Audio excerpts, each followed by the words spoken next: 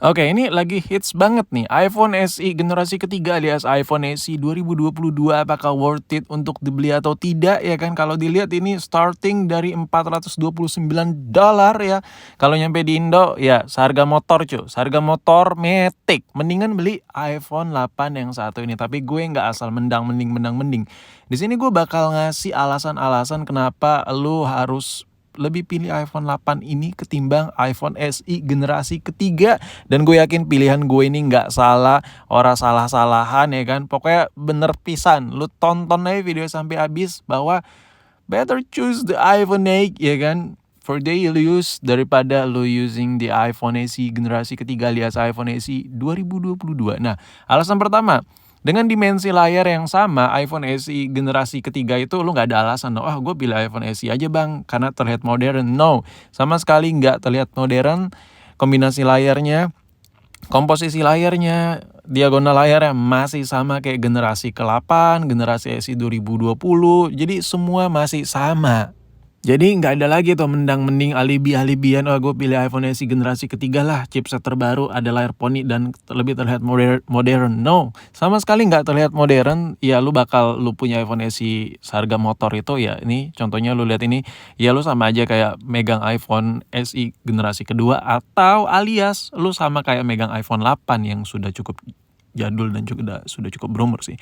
Dan untuk varian gigabyte-nya pun 64, 128, 256. Nah, kalau varian gigabyte ini pun lu juga bisa dapetin di iPhone 8. Lu bisa pilih yang 256. Jadi nggak ada alasan juga, abang gue butuh handphone kecil tapi butuh yang memorinya gede sampai 512 GB atau 1 tera. No, nggak ada alasan ke situ karena kapasitas klimaksnya alias kapasitas maksimalnya iPhone SE generasi ketiga cuma 256. Yang artinya it's still same is like the iPhone 8. Masih sama kayak iPhone 8. Anjir, sumpah gue bahasa Inggris gue sok bener banget ya kan bahasa Inggris. Nah, untuk dimensinya di sini gua notice lagi ya. Lu bisa lihat ya, ini dimensi layarnya 4,7 inch, terus mulai dari lebar, tinggi, tebal, ya sama-sama wae. Jadi dari segi tampilan looks ya, dari jauh tuh lu bakal kelihatan anjir tuh bocah masih bae pakai iPhone kuno ya kan. Padahal lu beli tahun 2022 dan padahal lu beli ini baru brand new ya kan. Tapi bentukannya masih sama dan gue yakin sih banyak yang kecewa dengan desain terbaru iPhone SE ini. Kenapa enggak? Kemarin kan non poni dengan desain yang sama, ada home button ya, tapi serahlah suka-suka Apple lah, mereka yang punya misi ya kan. Dan sekarang kita udah merembet sedikit ke spesifikasi. Untuk spesifikasi layar sebenarnya tidak gimana. Lu bisa lihat sendiri 4,7 inch, terus kerapatan PPI 326 ppi, sama kayak formula iPhone jadul pada umumnya. Jadi kalau lu menonjolkan iPhone SE, ini layarnya beda nih boy ya kan, handphone baru layarnya beda. Enggak, lu bakal ngerasain ya sama-sama aja. Jadi ya stop lah adu argumen, ya udahlah gue pilih iPhone SE generasi ketiga karena bentuknya lebih modern. Is bullshit ya kan, karena ya nggak ada modern sama sekali. Tapi ngomongin soal desain, gue suka banget sama desain iPhone 8 ini ya, terpakai di 3 model.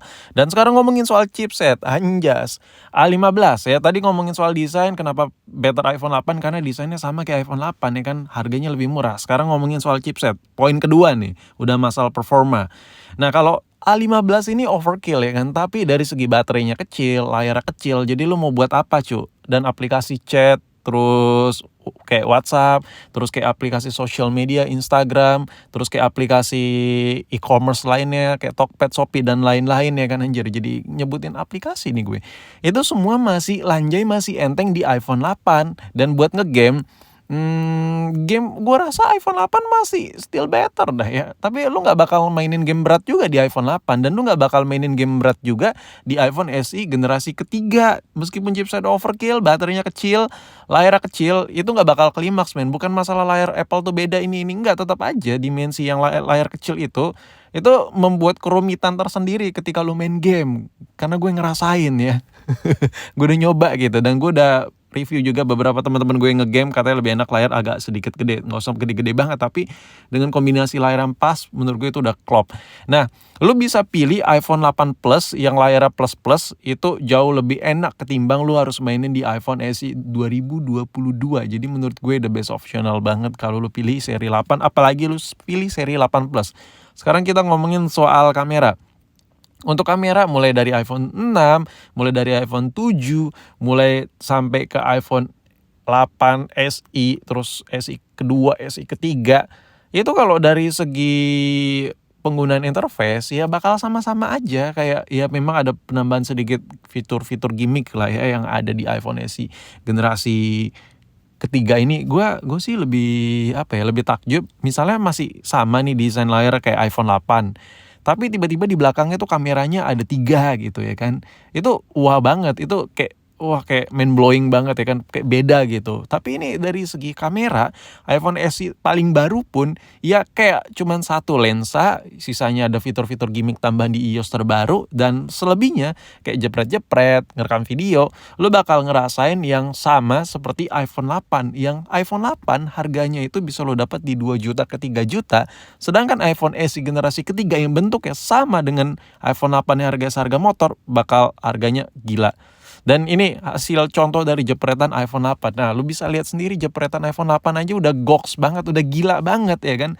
Jadi kayak kurang apa lagi gitu. Dengan budget 2 jutaan lu bisa dapat iPhone 8 yang desainnya sama kayak iPhone SE yang harganya seharga motor, dan hasil fotonya bagus seperti ini, kayak kurang dari mana men. Ini kontrasnya aja enak banget dilihat, dan gue kadang kalau lagi pakai iPhone 8 itu ada beberapa poin yang gue takjubin, dari performa chipset yang masih overkill, dari layarnya yang enak banget, dan hasil kameranya. Dan ini hasil kamera kedua nih dari iPhone 8, lu bisa lihat sendiri nih jepretannya.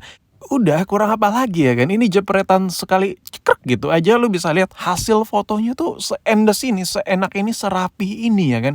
Lu mau taruh hasil foto dari iPhone 8 lu di Instagram, masuk ya kan.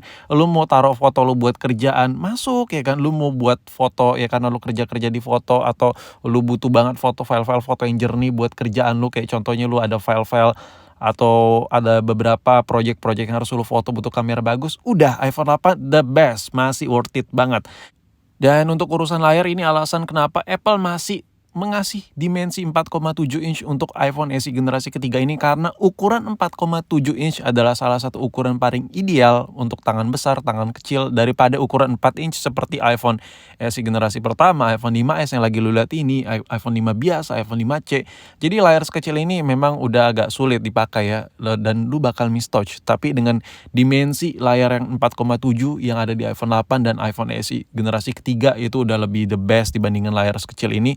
Jadi menurut gue ya handphone iPhone 8 itu jauh lebih worth it saat ini untuk dibeli, karena kalau lu beli nanti begitu masuk di Indo ya, mau lu beli resmi atau enggak, itu bakal seharga motor cuy harganya, seriusan deh, dan lu bakal ngerasain gak guna-guna amat semahal itu, yakin deh sama gue.